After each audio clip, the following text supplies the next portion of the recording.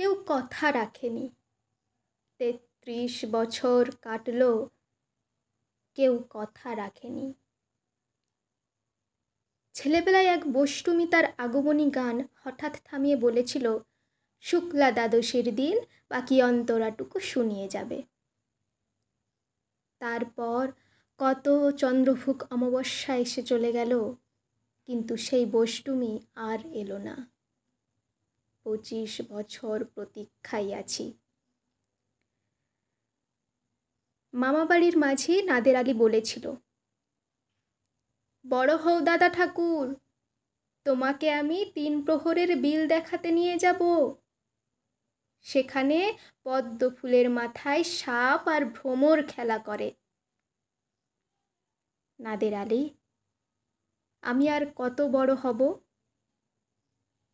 আমার মাথা এই ঘরের ছাদ ফুঁড়ে আকাশ স্পর্শ করলে তারপর তুমি আমায় 3 প্রহরের বিল দেখাবে। একটাও রয়্যাল গুলি কিনতে পারিনি কখনো।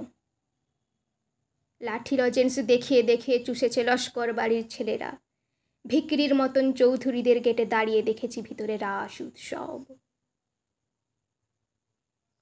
অবিরল রঙের ধারার মধ্যে সুবর্ণ কঙ্কন পরা ফর্সা রমণীর কত আমোদে হেসেছে, আমাদের দিকে তারা ফিরেও চায়নি। বাবা আমার কাঁধ ছুঁয়ে বলেছিলেন, দেখিস একদিন আমরাও।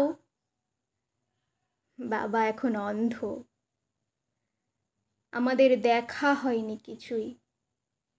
সেই রয়্যালগুলি, সেই লাঠি লজেন্স, সেই রাস উৎসব আমায় কেউ ফিরিয়ে দেবে না। বুকের মধ্যে সুগন্ধি রুমাল রেখে বরুণা বলেছিল, যেদিন আমাকে সত্যিকারের ভালোবাসবে সেদিন আমার বুকেও এরকম আতরের গন্ধ হবে। ভালোবাসার জন্য আমি হাতের মুঠোয় প্রাণ নিয়েছি, দুরন্ত ষাঁড়ের চোখে বেঁধেছি লাল কাপড়। বিশ্ব সংসার তন্ন তন্ন করে খুঁজে এনেছি 108টা নীলপদ্ম।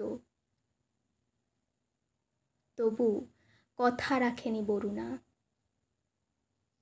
এখনো তার বুকে শুধুই মাংসের গন্ধ, এখনো সে যে কোনো নারী। কেউ কথা রাখেনি।